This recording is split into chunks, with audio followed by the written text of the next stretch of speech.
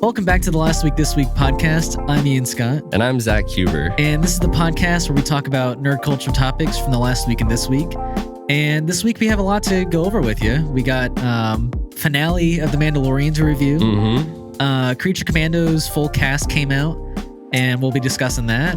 Godzilla. Godzilla. We got some Knuckles news, some Twilight news. Some Game of Thrones news. Yeah. And so all these topics will be separated by timestamps in our YouTube videos if you want to check it out there. And hopefully in the podcast area, we might need to figure that out, but I know that there's a function to do it. I think you're right. Yeah. And also really quickly, before we get to everything, we do have free stickers with our logo. You'll see the logo, if you're listening to the podcast or watching the YouTube video. If you want a free sticker, all you have to do is email us at lastweekthisweekpod@gmail. Mm-hmm. So if you just want to give us your address or find a different way, that might sound sketchy. That might sound sketchy, but it's free. You don't have to pay for shipping or anything. If you're interested, we'll just want to throw it out there. Yeah. But yeah, so I think we're gonna start with the Mandalorian finale. Yeah. Spoiler review. So if you haven't watched it, good job remembering that. Yeah. You're warned. We didn't watch it together. The one episode we didn't watch together. Was that the only episode this whole season we didn't watch together? It might be. I think so. Yeah. Yeah. I can't lie. I was expecting more from this finale. Yeah. I think it was just a bit underwhelming. You know, what's so funny is that usually the day after a big episode comes out, I usually have to avoid so many spoilers. No, not this time. There was nothing. Well, yeah. I mean, there was a of. couple of tweets that had spoilers at the top of it, so I just easily avoided it. I think that the reason that there wasn't any big spoilers is because what ended up happening wasn't really satisfying. Right. Yeah, I mean, here's the thing. There was a lot of great action in it. I'll give it that. Yeah, there was some cool stuff. For sure. But there was also a lot of just underwhelming reveals and conclusions. Yeah. And I would say after the whole climax is, or the whole fight is finished, they rush through the ending of this season. They go all over the place to wrap this thing up, I guess I didn't feel that particular, I didn't feel it was particularly rushed in that way. Right. But I could see how someone would think that. I do think that with the Bo-Katan side of things and everything that happens with Mandalore, right, a lot of the things that I felt were important that ended up happening in this episode or just throughout the whole season, didn't get any air to breathe, time to breathe. We're maybe we'll talk about it the next season. So I'm mostly referring to what happens to the Darksaber and that's one of the things that pisses me off the most. They're still I guess we're assuming that they're all working together just fine now. Supposedly, but right. There's still a lot of questions about what the fuck is actually gonna be happening now in Mandalore. I mean, there's also the question of what's really gonna happen with Dr. Pershing? Is he just done? Is he just full out of it now? Yeah, I guess that side of things, I'm not too worried about. I know it's frustrating. It pisses me off so much that we got this episode for episode 3 that was for nothing. It was just to show us who Elia Kane was. That's who, and we had already met her.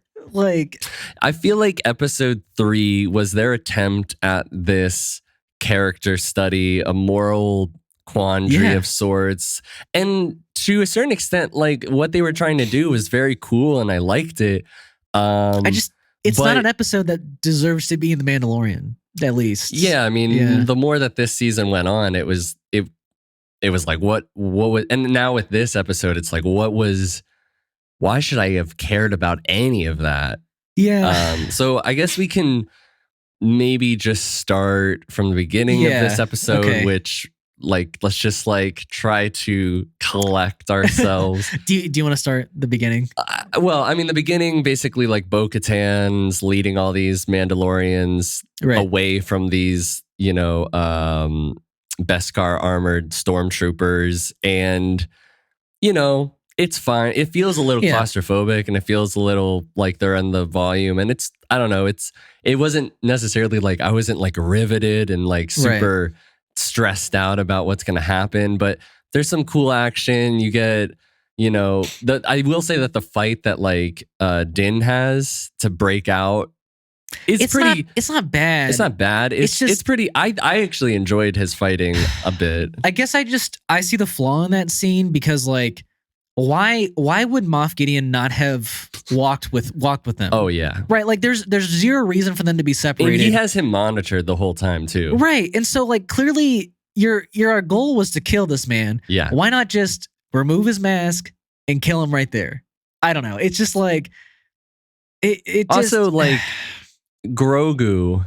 Where did Grogu come from?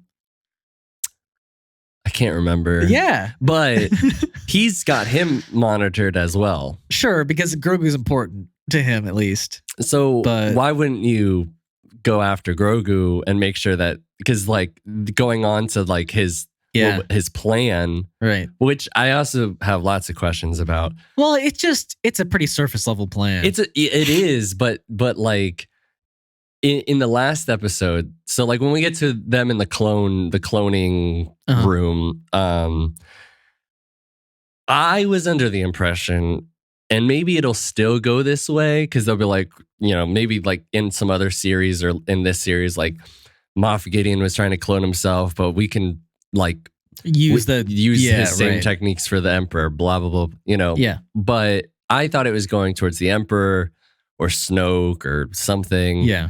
But it was just a bunch of clones of him, and that he wanted, and this was my theory, was that like they wanted Grogu because they wanted to implement his I guess they would have taken his blood and infused it into Moff Gideon's. Yeah. And what I have a problem with that is he in the previous episode was talking to that like Shadow Council about how and then you're cloning stuff, which you guys are all about like that. Right. But it's like, well, you were clearly about cloning, but you're in this episode now. You're like straight up like, this was my whole thing. But I don't think he wanted to reveal it to those people. Like I guess I don't have a problem with that. Like I think he had his own hidden plans. Like genuinely, maybe. Yeah. Sure. So he was kind of going against the Imperial Remnant at that point too. But yeah, and so like he's got him monitored this whole time, right? And you would think that if this thing is so precious to him, he would have guarded it so much with his life. But he just lets them blow walk through that shit up. Yeah, and it was so easy to destroy. All he had to do was press some buttons, and they all overflowed. Yeah, and I was like, oh, okay, that's just the end of his clones. Cheesy jump scare they try to do. Yeah, with the eyes opening. Yeah. Yeah. I don't know. Yeah, maybe they are still cloning other things and it's not just him, but I don't know. Maybe. Yeah. And here's the thing, like I think the whole fight at the end, until it's like a 3-person battle, I think it's pretty weak. Basically, like Din fights Moff Gideon, and then Din has to save Grogu, so they get separated, right. and then Bo-Katan fights him. And I'm like, okay, Bo-Katan's action was good, but I still wanted to see like, Mando versus like Moff Gideon fully, like, him fully take him down, which I think it's a good takedown with the 3 of them working together, Bo, Din, and Grogu. Because there was actual teamwork in it. Like I'll give it that. Yeah. There was like good choreography, good teamwork. Mm-hmm. And I would say the best moment of the entire show comes from it, which is like when the explosion happens at, and basically like, it engulfs Moff Gideon, but Grogu saves Bo and Din. I thought that was a beautiful scene. Like that was easily my favorite scene of the whole episode. Because we finally like one of 2 for me. Oh, okay. Yeah. Well, can I hear your others? Or The other is just like the literal ending of the episode. oh, where he's just sitting at the yeah. So yeah, I mean, here's the thing: should Moff Gideon be dead from that massive explosion? Yeah. Will he be? Probably not. I wouldn't be surprised they pull some shit where it's like one of his clones was actually like pretty fully formed and it actually survived the thing, or like him and this, he's like severely mutilated inside his body, like his huge like mechanized, like I don't know where his character could go anymore other than just revenge after revenge after revenge. That's it. That's like, it's the only path he has, and it's going to get boring if he's just going to keep returning. I mean, to be honest, it got kind of boring. I agree. It got boring this season because this is basically, it's technically the same plot from season 1, where, you know, if he comes back from this, we have witnessed him basically die from the ship crash in season 1, and then he somehow miraculously pops out of it and doesn't die. Mm-hmm. And this will be a massive explosion, and I don't know, because we didn't see his body at the end. I just don't believe that he's gone. Yeah, exactly. Right. That's just such a Star Wars move. I think that's just a no, whole, I mean, like, Star Wars is very classic. I mean, at least new Star Wars is very like known for doing it. Yeah. Yeah. So after the big finale where, you know, they kill Moff Gideon and the rest of the Imperial Remnant that's on Mandalore, basically they do kind of like a quick, you know, scene by scene of like the aftermath of it all. So they kind of they show that they like relit the Great Forge at Mandalore, and all the Mandalorians do some cheesy clap. I mean, that's not a huge, but I think it's a little cheesy, but you know. Okay. And then basically they're doing some ritual at the mines of Mandalore. Yeah. And Din is like, hey, I want Grogu to be an apprentice and not a foundling anymore. He keeps pushing, like they've told him like several times, you can't do the kid can't even speak. He keeps pushing it. Yeah. But yeah, so because he can't speak, he can't, you know, take the oath. And so Din basically is like, okay, well, I mean, a parent can give permission, so I'll adopt you. And it's like some field trip shit. Yeah. I got a parent signature. But yeah, so he adopts Grogu, and now Grogu is Din Grogu. Which I thought it would have been Grogu Jaren, but it is the first time I realized that Din is his technical last name, so that's interesting. But yeah, because yeah, I'm a little, or his surname is his first, like they say it first, which is interesting. Yeah, I don't know. But yeah, so that's interesting. Yeah, and I actually really liked that moment, to be honest. I think there was a lot of good Din and Grogu moments like throughout this episode. Agreed.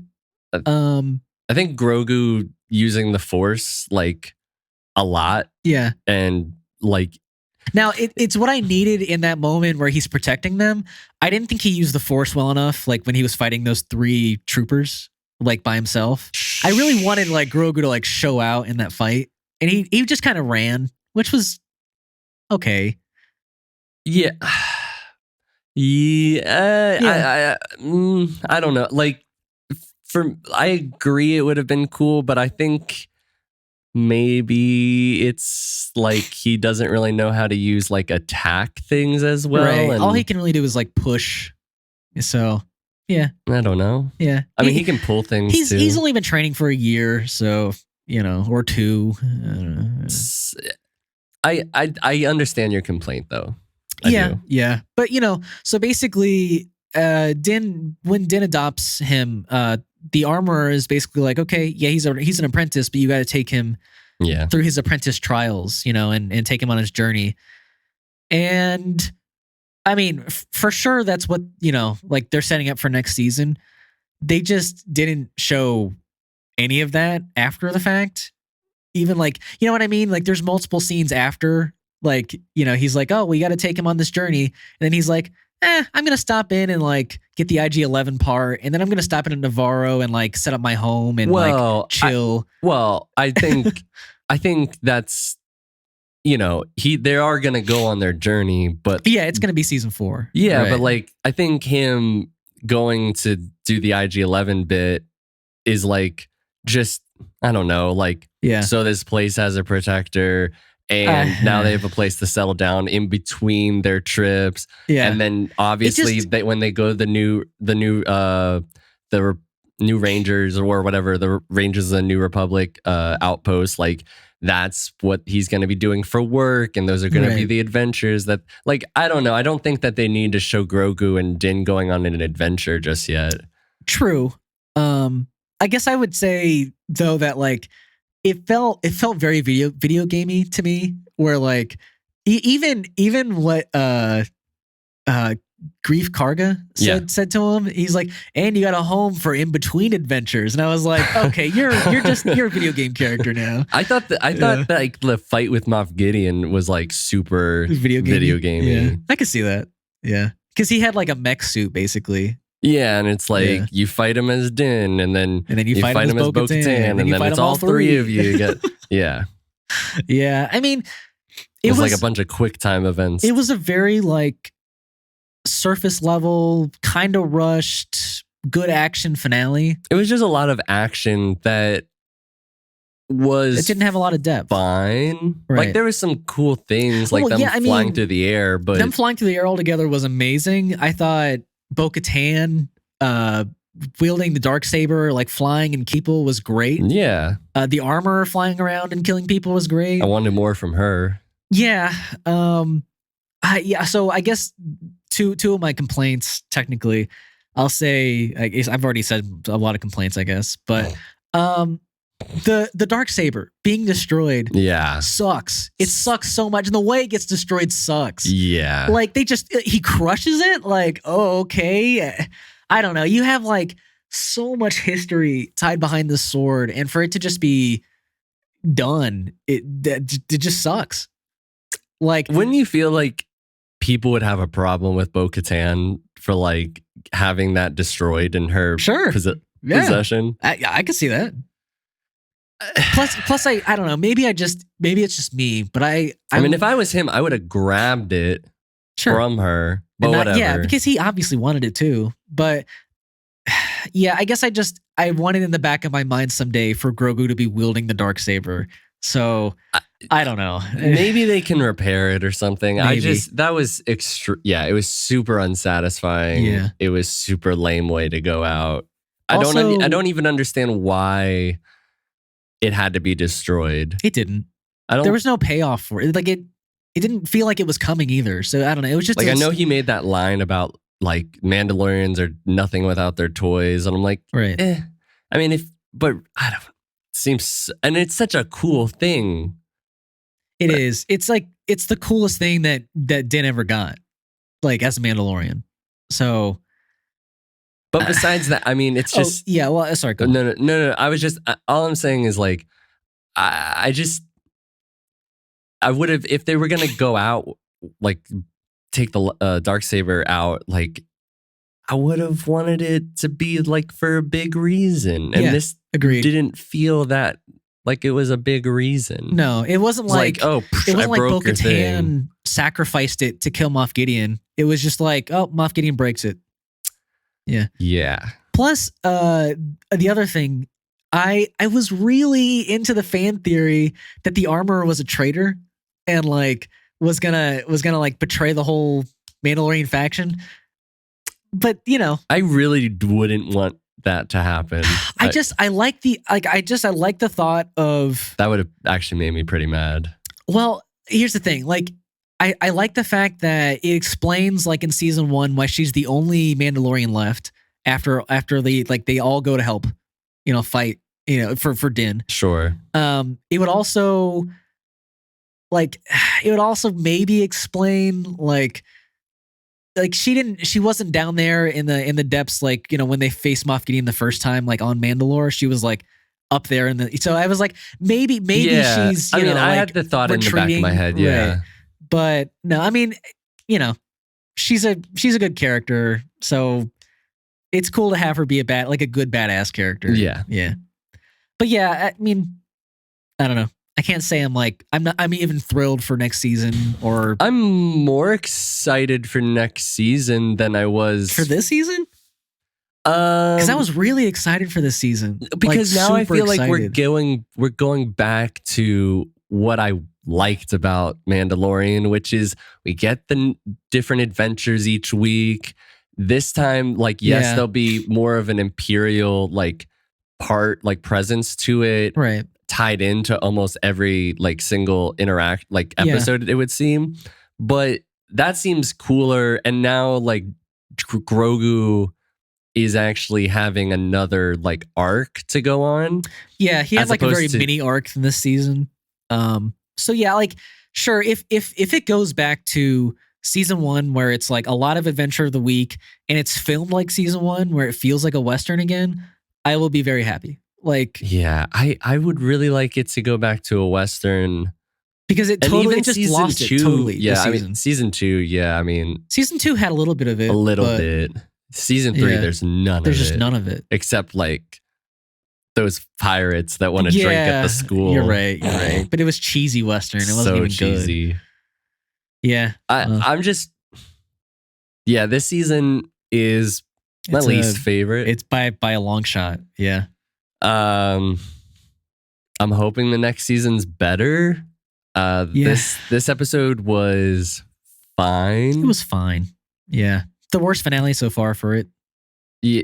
For Mandalorian. I mean, like you said, there's cool action. There really wasn't much of anything story-wise. Everything it just also so unsatisfying. I understand they had the mythosaur at the very end. I really thought that was going to come up. Yeah, I thought that was going to be a huge thing in the fight, the final fight. I thought so too. I thought they alluded it to the ship was going to crash down, and then the thing was going to pop up and protect Mandalore or some shit. Nope. Or it's just still under the water. Was going to wreck the Imperial base, or it was going to rise when Grogu woke it up, just to be oh my god. Yeah. But, well, I mean it awoke, but yeah, that's all it did. But yeah, I thought it was going to pop up. Yeah. But.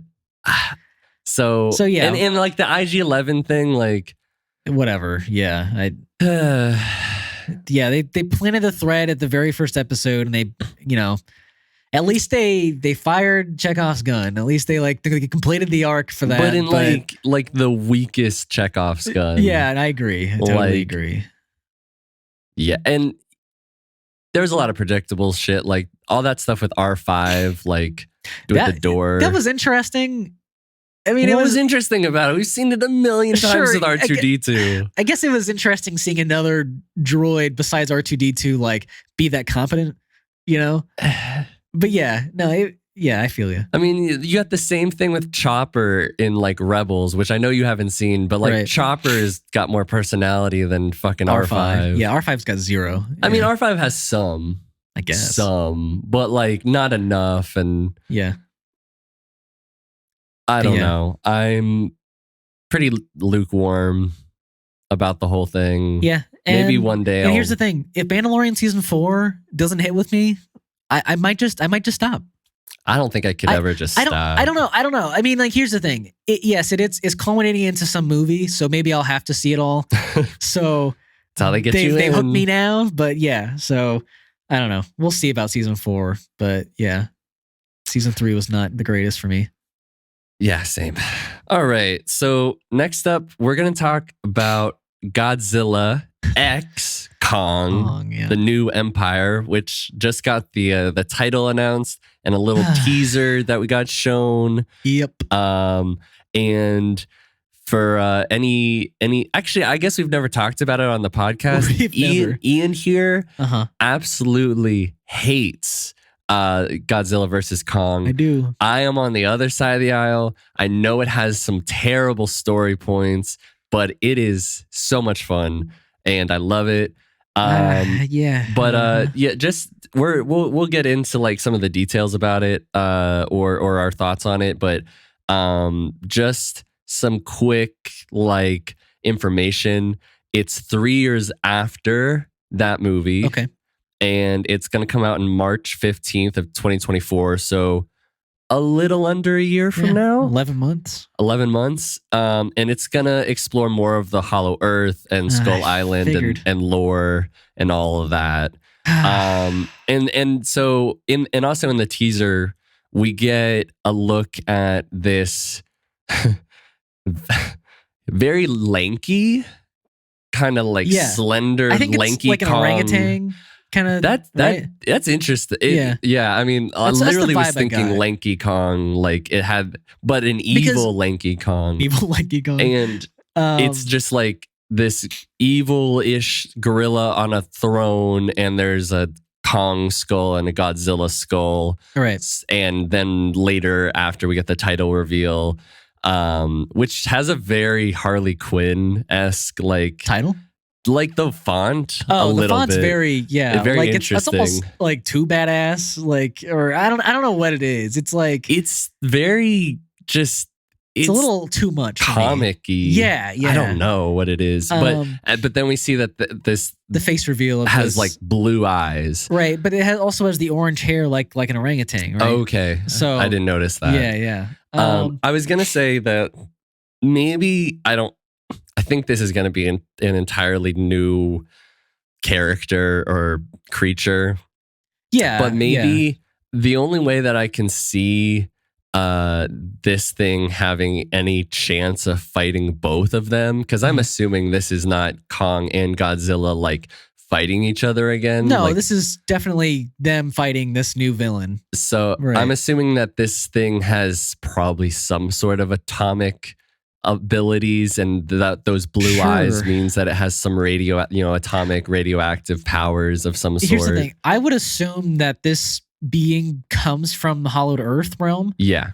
Because at least from what I remember in the last movie, like they kind of alluded to the fact that like there was like a society that was once down there, and like something belonged to that person's throne. Right, there was a throne there, right? Yes, or something. There was, right? Yes. So yeah, I mean, it's probably that, right?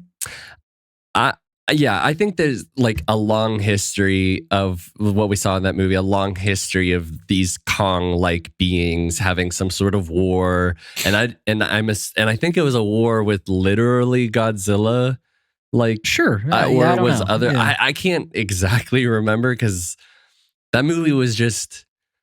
I had a lot of people talking while that movie was going on. I felt kind of annoying being like, guys, I'm trying to watch the monkey versus the lizard movie. Was it like in the theaters or at a house? No, it was at a house. Yeah. Like we weren't going to go to theaters, right. But a lot of people did, which. Oh yeah. It went straight to streaming, didn't it? Yeah. Yeah. But it was one of the first movies that like actually was making the money for like the theaters again. Right. So, but I can't remember the exact lore. I'm pretty sure almost all of this movie is going to take place inside of like Hollow Earth, and I'm not expecting there to be a great story. All I'm hoping for is that it's really cool action, and I would love for there to be a great story, but I don't know. I have so many thoughts. Funny enough. Like, yes, I've only seen the first one, the first Godzilla movie, and then this one. So I missed Kong Skull Island, and I missed Godzilla King of the Monsters.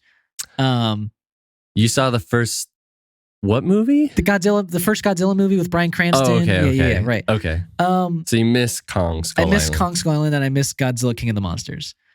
But I've heard King of the Monsters isn't great. I really like it. Oh, okay. Right.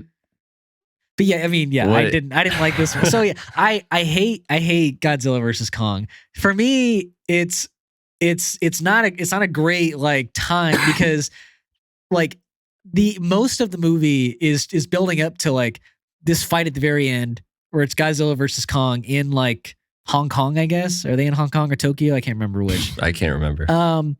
The entire movie is like horrible plot points, like leading one after the other, and terrible dialogue from all of its human characters. And boy, I hate to hear that the Hollowed Earth is going to be this big of a thing next movie, because I hated it. I hated the entire concept of that. Like, it was, I don't know. I just think it's so cheesy. And I think, like, especially the way he jumps out of the hollowed earth, like, is so bad. So yes, everything. You hate all of the lore or like just the idea of the Hollow Earth? Yeah, both. Well, I mean, there's nothing we can do about with that. Maybe this will make it different for you. Maybe. I just thought the idea was so dumb when they like. I mean, went down there that first movie. It is dumb. Yeah, but so is the idea that there's a giant monkey and lizard. Yeah, and that they got a mecha Godzilla, a mecha robot to fight them. That's the thing too, is that like the final fight was so short, and then they were diverted into fighting Mecha Godzilla. Like, it just, there was nothing that I was like, yes, like this movie did it for me. And so like, I don't know, I had a few moments like that. Yeah, but I don't know. I guess for me, I'm clearly not excited about this. Clearly, I guess I'm like I said about the human characters. This might sound stupid, but I almost wish like Godzilla and Kong could talk, so we didn't have to follow any like human people. Because I'm already like so tired of it. Like for the first, like those two movies, it's not like the first movie was like terrible with it. It just, I don't know. It's just, it isn't working for me. Like, especially the last movie. I don't think it works for a lot of the properties that are primarily based on like huge giant figures that we all really just want to see them fight most of the time. Right. Like, I don't think that a lot of the times with the Transformers movies that and those and you literally have TV shows where they're talking, like the robots are just talking to each other. Like, you really don't need the humans. Because here's the thing, but like if those two could talk, then it would be like it would be fine for them to team up, and it would just be them versus this new villain. But like, they don't speak, so you have to have some human characters. Like, you have to. I would.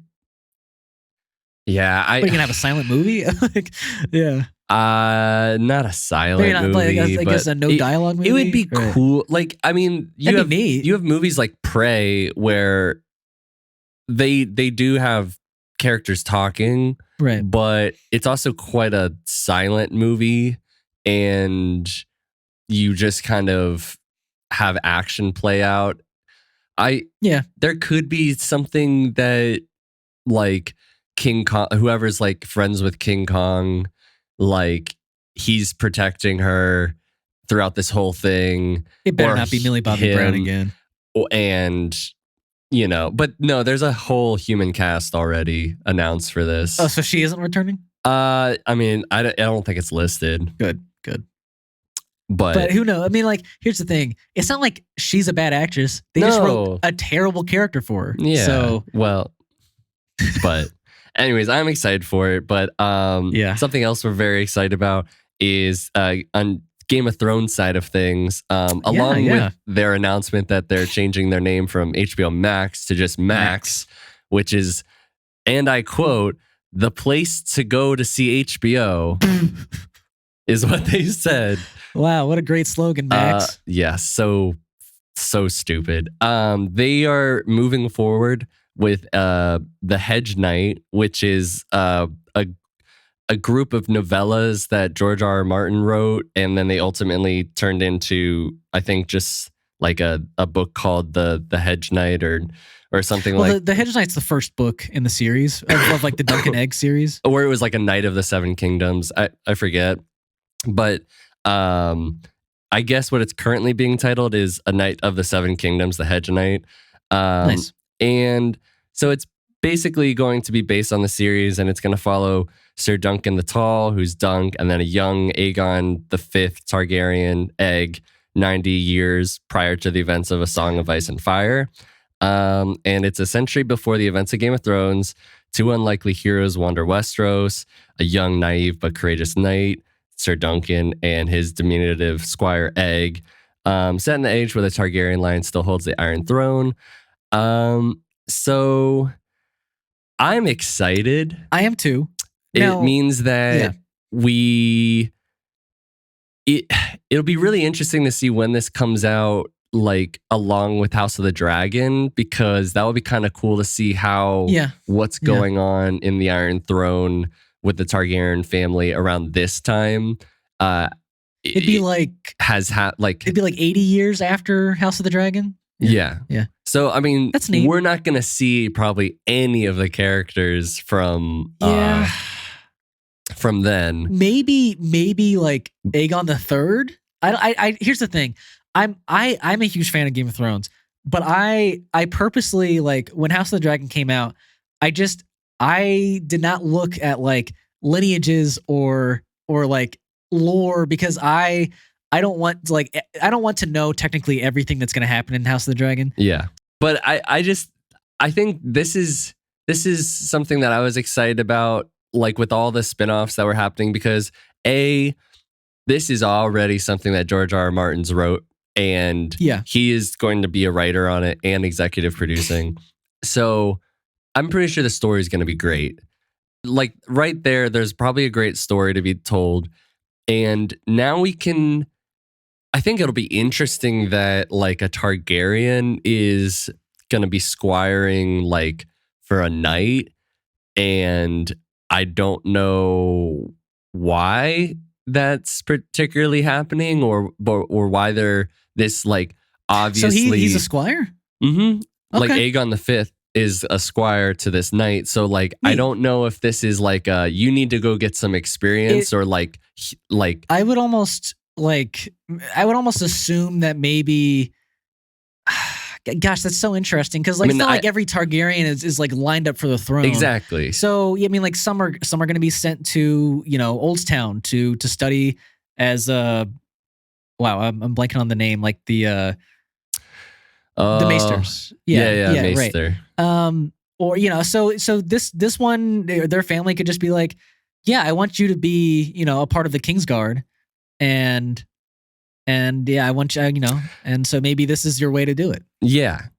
Or who knows what it would be. Like I said, I haven't read this book. And what I was saying earlier is that, like, I don't know if this Aegon is a descendant of like any of the people we've seen in House of the Dragon. Like, I'm curious if so he is. Well, yeah, okay, sure. Yes, sure he is. But like, I guess I don't know of which specifically. Like, I'd love to know. Exactly. That's what I'm saying. Right. Like, it'll be interesting to see how, like, when this comes out, where House of the Dragon is with their story, right? Because we may be able to piece those, like, put those pieces together, or see if there's anything like interesting while the two are maybe going on, or if House of the Dragon has already ended, or however that's going to work out. But I think it'll be cool to like have an adventure where like this knight is going through the Seven Kingdoms, and absolutely, because just having the adventure.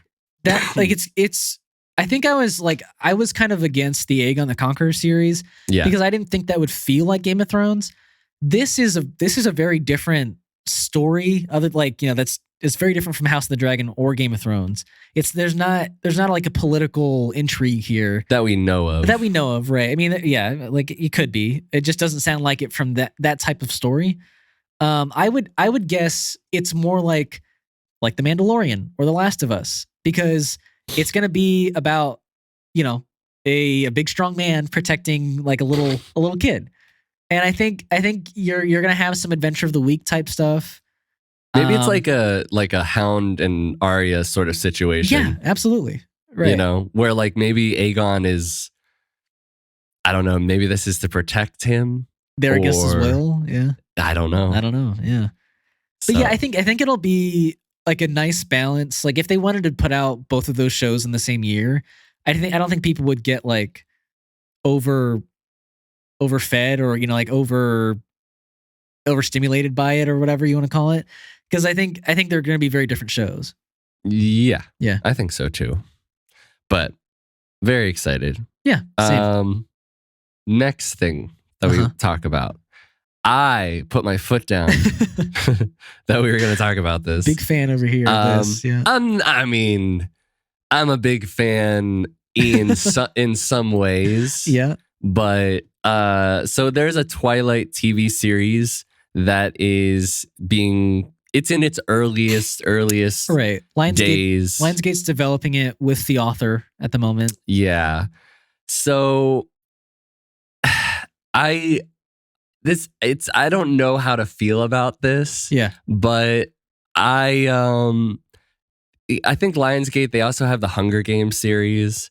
And they have these two IPs that they very much want to make a thing. Like we have the Hunger Games prequel that's coming out this year. I was just gonna mention that, yeah. And now we have this, which this feels very reactive to the Harry Potter news. I'll just say that. It almost feels like I know that we can do that. Well, I know that like in some of the articles I was reading that they have been wanting to make something like this for a minute. Right. That there are stories they'd like to tell. Now it's not said if this is going to be like a continuation of whatever was going on, or if this is going to just be a retelling of the Twilight novels. Would you want a sequel? I mean, there's no way those two come back for it. There's no way. They both hate it. What, you say people hate it? No, I say the actors. Oh, yeah. Like, yeah, I mean, I don't see it. Like, it's got to be a reboot.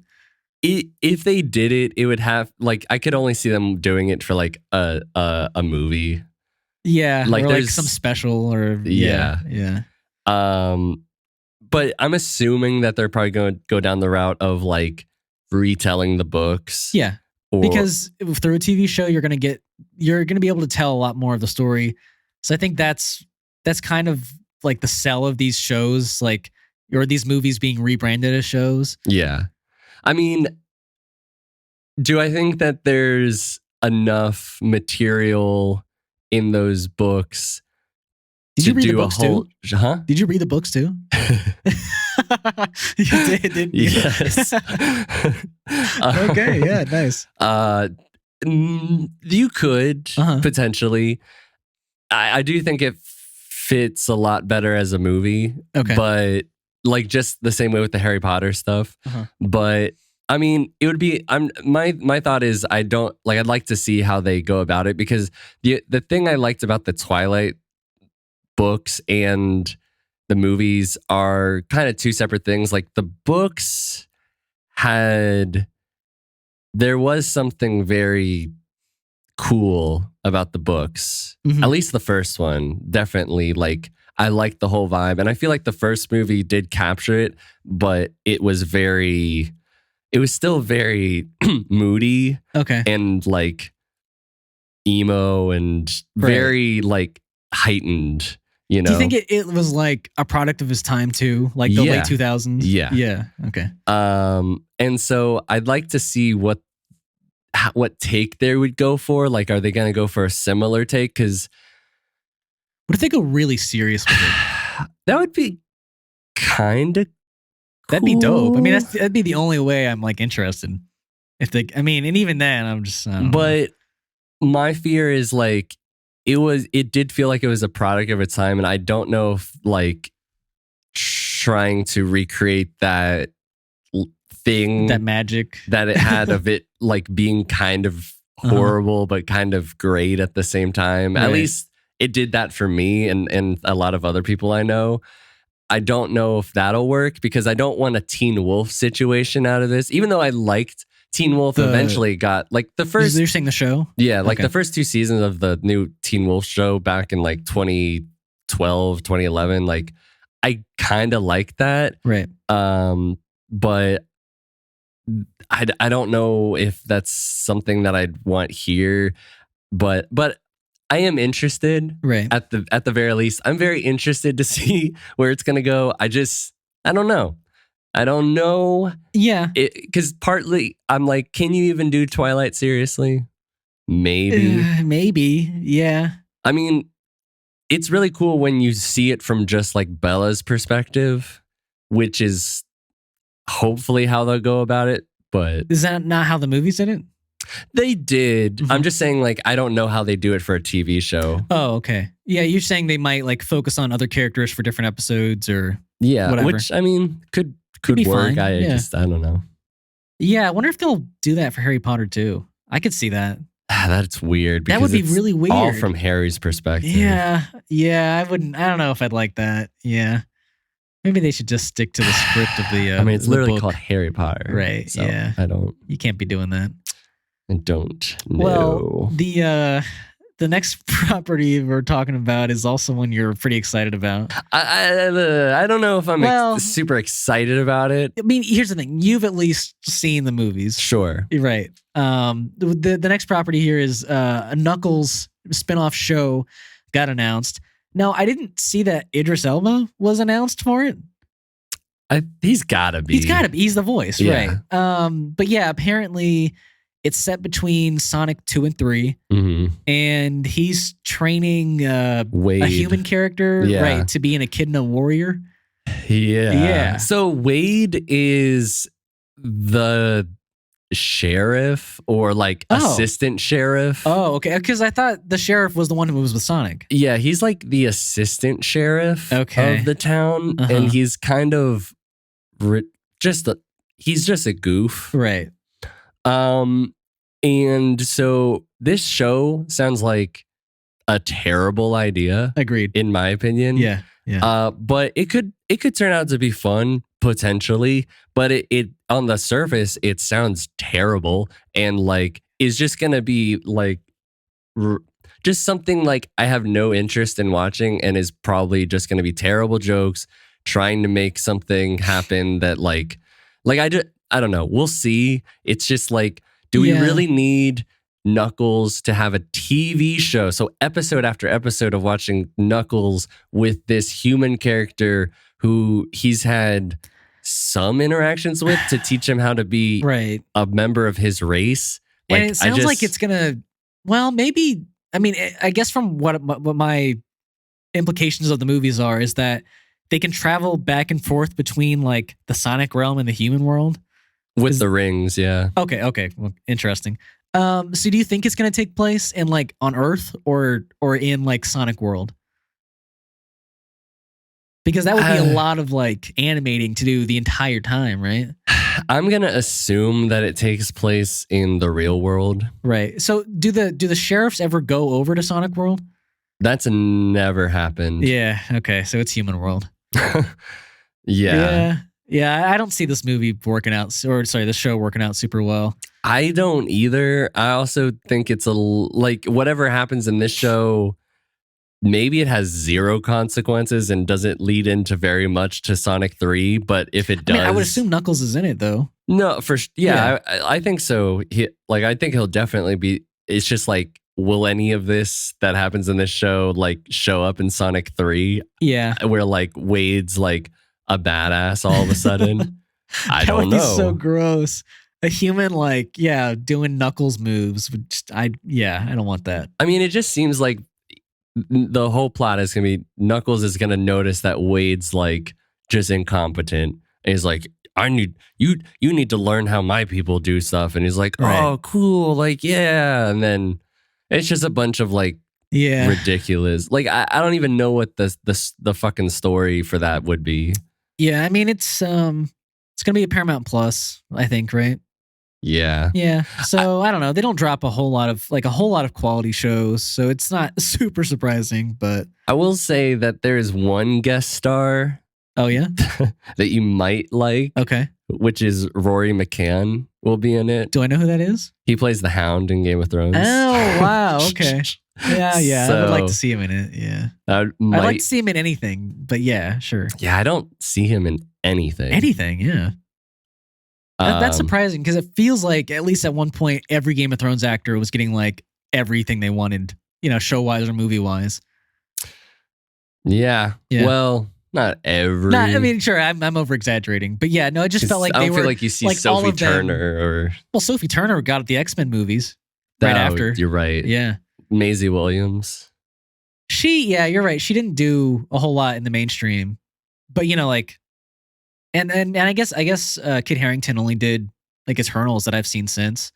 He had a show on HBO, but I didn't see that either. No, I didn't see that either. Yeah. Yeah. How did we get here? How am I talking about Roy this? McCann. Oh, right. Okay, yeah. So maybe I'll watch that episode. Maybe you check out one episode and it's awful, and yeah, it's probably not a high priority watch. Yeah, but interesting. Anyways, we have a hypothetical this week. Yes, and so for anyone who doesn't know, hypotheticals, we do this sometime in the middle of our podcast usually, but either I or Zach will come with a hypothetical question about nerd culture stuff, and we'll have a discussion here on the podcast. So this week, I asked, if you were to write Avengers Kang Dynasty, what would be your Avengers 6 lineup? Yeah, so this is something that me and Ian have talked about for a little while, like off the podcast. Yeah, we had a conversation like a couple months ago about it. Probably. Yeah. I think it's difficult to say like what exactly like the lineup, quote unquote, should be, because like when you look at Infinity War, it's not 6 anymore. Right. Who's to say who's an Avenger in that movie? And like even in Endgame, like, do you put Nebula and Rocket in the Avengers camp? Absolutely, I would. Like, it's only because here's the thing: I put them in the Avengers camp because like Nebula went on the time travel mission with them. Like, she's a full on, like, she was with them for 5 years. Like, she's an Avenger. So yeah, no, I feel you. I'll say, so like, is there like a number we want to put this to? I said 6. 6? Yeah. Okay. Because that's what the original movie of the Avengers was. They had 6 characters. So very easily, Sam Wilson. That's my first one. Captain America. Absolutely. Yeah. I feel like you have to have him. Yeah. He's just the most natural leader you could pick. It's also very weird to not have Captain America in Avengers. Agreed. I would probably have Spider-Man. I also have Spider-Man. And that's because I think he's such a classic, Avengers character, and it almost feels wrong that he wasn't in like the original Avengers movie. So I think him getting like his big like moment where they're revolving around the camera and he's one of the 6 would be good. You think it feels wrong that he wasn't? Maybe because it's not like, because he's not even an original Avengers. He's not, like, but he's just depicted in a lot of the Avengers like titles afterwards. Sure. So like it's same with Wolverine. Mm-hmm. So I think it would have been really cool to have Spider-Man in the original, but it doesn't necessarily feel like super wrong because there was no setup for Spider-Man. So I can go either way with it, I guess. Okay. But it feels like he should be like a core Avenger member. Yeah. Yeah. Now I wonder what. We might divert on our story here. Like, I want to say Ant-Man. Okay, wow. But I don't know if that's... Now, I mean, I'm just saying, like, I guess who I'd want, but, like, I feel like I don't know who they would go for in the movie. Right. But definitely a member of the Ant family. Interesting. I'm just trying to think of, like, what I feel like is going to happen. Well, I mean, it's the question is if you were to write it. So... Yeah, there's just not, like, that many characters that, I mean, like, I love their banter with. Okay, interesting. But I'd probably say, like, Ant-Man. I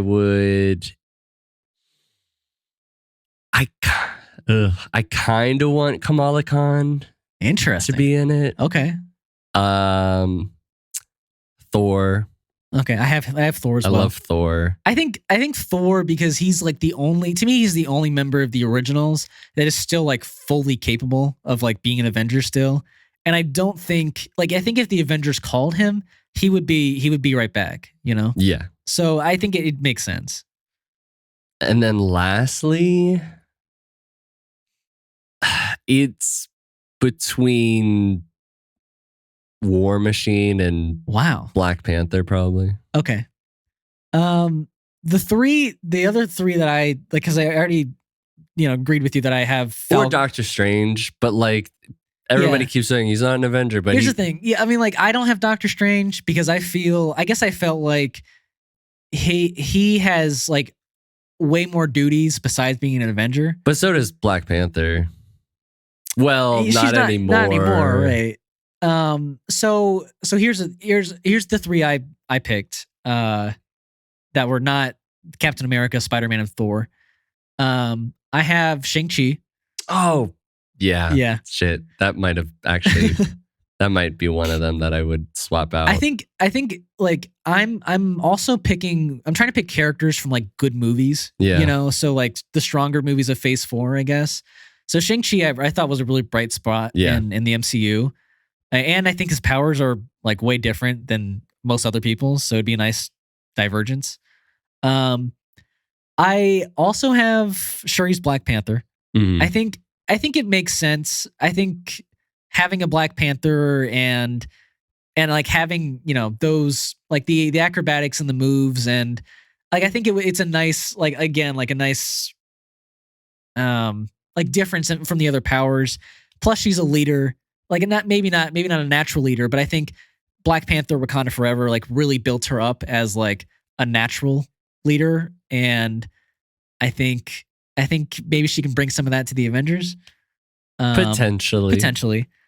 The other one I have is Captain Marvel. Yeah. And here's the thing.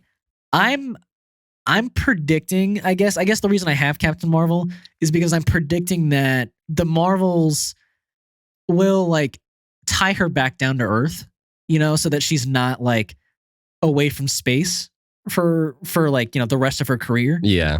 Because I think what might happen is like Monica Rambeau might get like super bothered with her, because I remember she had a problem with her in WandaVision. Yeah. And I think that might still be the case, where she's bothered that she just left her entire life and never, you know, really was around to like protect her or the Earth. So I think this could tie her back to Earth, and I think she would like, because the Avengers are named after her, I think it would make even more sense there too. Oh yeah, true. Yeah. Yeah. So that's my 6. I might swap out. I kind of like the idea of having Kamala on it, but it's interesting. She really shouldn't be, probably. So yeah.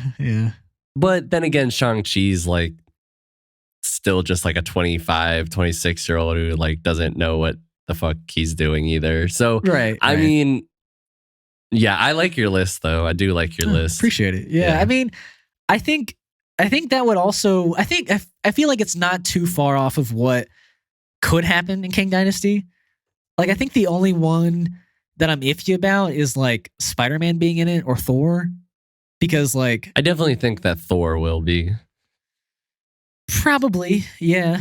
I guess I'm curious to see where those two character stories go, because they feel very secluded now, like from the rest of the MCU. Like Thor is somewhere like raising his own daughter, and Spider-Man is like, you know, in his apartment and fighting crime by himself, you know? So they have to like come back around, I guess, to the Avengers, but I think it would work really naturally to write it in. I just don't know where the MCU is going to take those stories. Yeah. And speaking of not really knowing where the MCU may be taking things, Jonathan Majors, we're not going to talk probably all the details because we don't know everything. But basically, I mean, if you haven't heard, there's been a lot of abuse allegations that have come out against Jonathan Majors. Multiple women have come out. And so now we've also gotten reports, because of all these allegations, his agency dropped him, his PR firm dropped him. He was dropped from an ad campaign and two upcoming movies, one unannounced. So yeah, I mean, it's really hitting the fan for him right now. And basically, at least, you know, a rumor I heard a few weeks ago was like the MCU is kind of like, or Disney is waiting to see like which way like the backlash like falls against, I guess, Jonathan Majors, like if it does or doesn't, before they decide. Yeah. But yeah, I mean, it's looking more and more likely that, you know, he might not be the Kang of this universe anymore, which would be crazy. Yeah. I mean, I think Marvel's probably gonna wait until the court hearing, I'm assuming. Have they already like announced there's going to be a hearing and whatnot? I think there's going to be one. But I mean, Loki season 2 has been shot. Right. Oh yeah. I mean, he's you can't cut him out of definitely that. a big part of that. Right. So, I mean, they have two options at this point: is either release it, or what, Loki season 2? Mm-hmm. Oh yeah. I mean, they're not going to not release it, or not at all. They're going to release it. Like, I don't know. To me, it's. I mean, like, I wouldn't. If I was Marvel, I would hope that people would have enough common sense to be like, we shot all this stuff like way, way, way long, like before any of this stuff had like come out. And we have all, like, it's the same thing with the Ezra Miller situation. It's like, I don't think it's a reflection on the studio and what is important to them. I mean, that's a shit ton of money. No, and I think, and so like I think I wouldn't blame them for putting it out. Yeah, but I don't know what you do like regarding, because the thing with these movies and the ad campaigns dropping him. Because you could say like, well, the ad campaigns dropped him and like they put a lot of money into, you know, buying ad placements and shooting those things. I would maybe argue that like an ad and the ad campaign, you could, I know that's money, but that's a little bit different than, but I feel like there's less writing on an ad campaign, you know, like yeah, like but yeah, it's there's still a lot part of of money somebody's there. budget and right. I mean, that is I will admit that is a you know a weird blurry line with that, but with these movies that are dropping him, like I don't think that they're necessarily like picking a side of like saying if he's guilty or not, because we don't know if he's what exactly if he's guilty or if he is guilty. The movies who are dropping them or dropping Jonathan, it to me it just makes sense. You wouldn't want like anybody with controversy as like the leading star of your movie. Exactly. And if you haven't shot anything, then there's nothing lost. You know? Now, but the problem is like there's Kang Dynasty's supposed to start shooting soon. Like I think pretty soon. I want to say summer of this year, maybe. So they have to decide before then.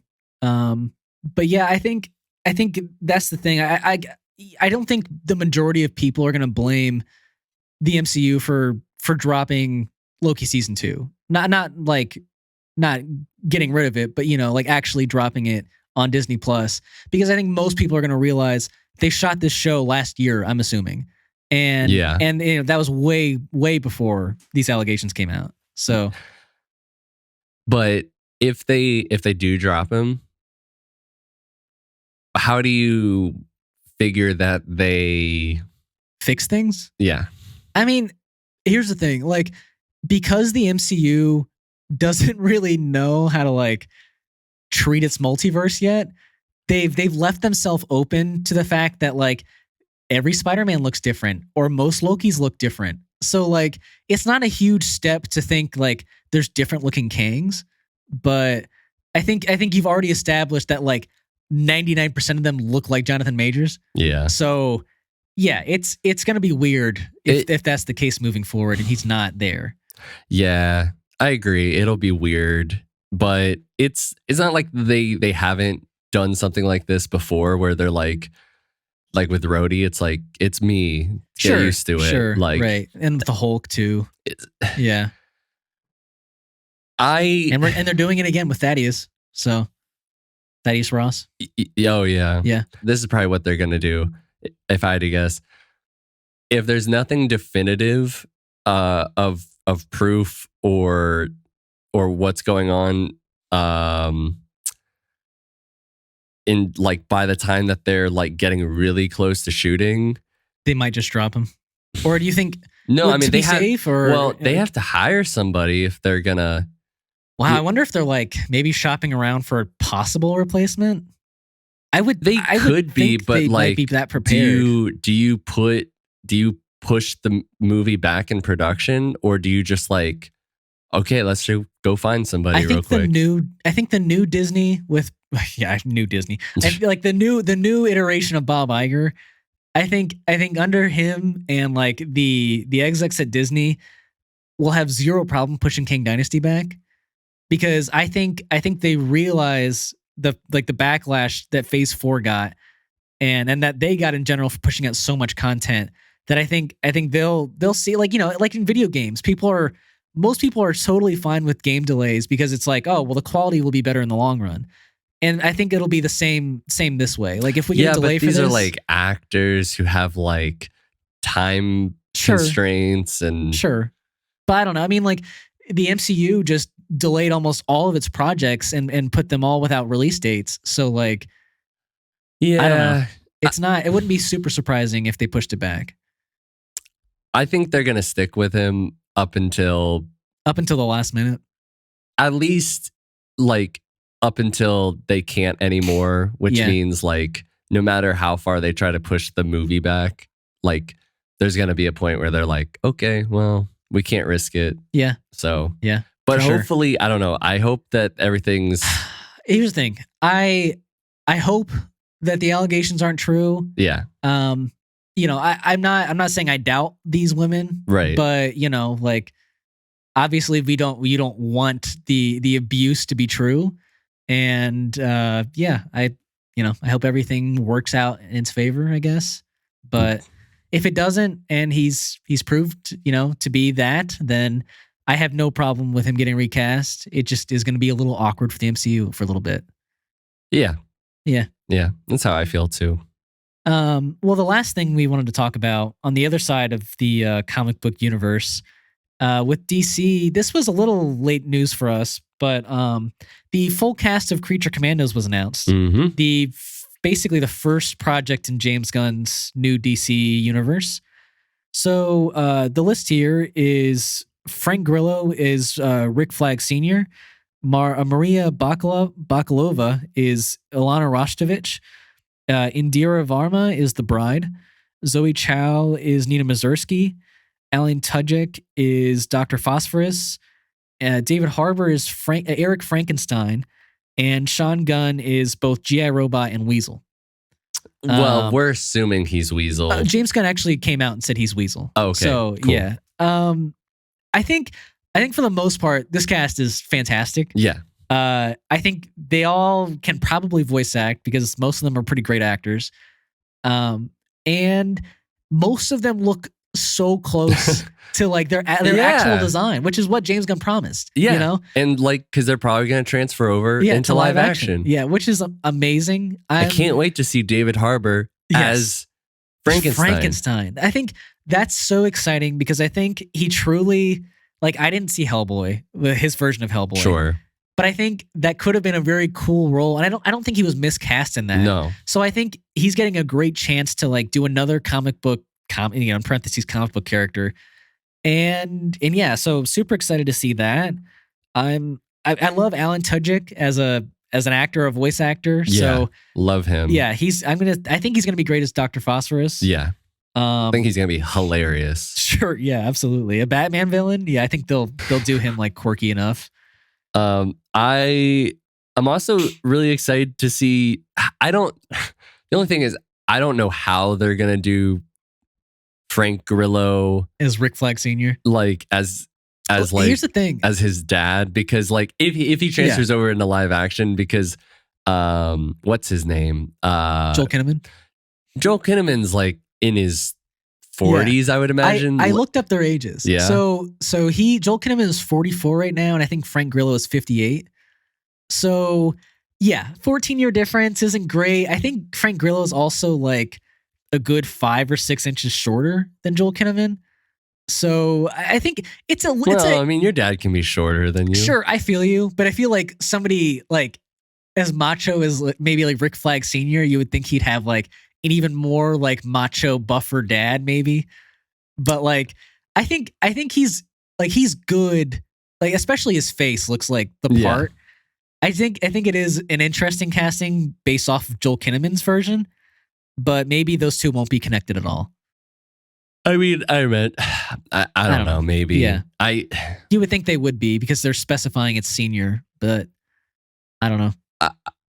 I mean, it's gotta be. It's gotta be. Yeah. So I don't know. I also think it's interesting that Steve Agee or Agee, I think maybe Agee. Yeah, I don't know, but is going to be reprising his role as John Economos in the show. Yeah. So yeah, clearly he's going to be the liaison for for working Waller. with Waller with them. So and yeah, I like that idea of having him in charge of these fucking I also love the idea of getting to see him as an animated character. Like that's great. Yeah. So I agree. Yeah, I think the whole project is exciting, and I think like everything that can come after this is super exciting. So and I'm very excited to see Indira Varma as Frankenstein's bride. Yeah, I don't know if you remember her, but from Game of Thrones, right? Game of Thrones, and I think she absolutely killed it in Game of Thrones. So for people who don't know, she played Oberyn Martell's wife, basically. So yeah, she's very good, and I think she looks almost exactly the part of the bride. So it's very good castings all around. Yeah, super good casting. Yeah, very excited. Absolutely. I think that's the last thing we wanted to talk about. Did you have anything that you watched this week? Yeah, I watched a lot of stuff. There was a new episode of Succession, which is just as good. I think a lot of people are wondering if it would be as good considering the big thing that happened. And I think it's just as good. It's amazing. Because people were really like talking about that episode like it was a masterpiece, you know? It was so good. Yeah. I also watched the first 2 episodes of the new season of Barry, and I really like it. But the only thing is that it is a very different kind of show at this. So it's very different from like season 1. Is that what you're saying?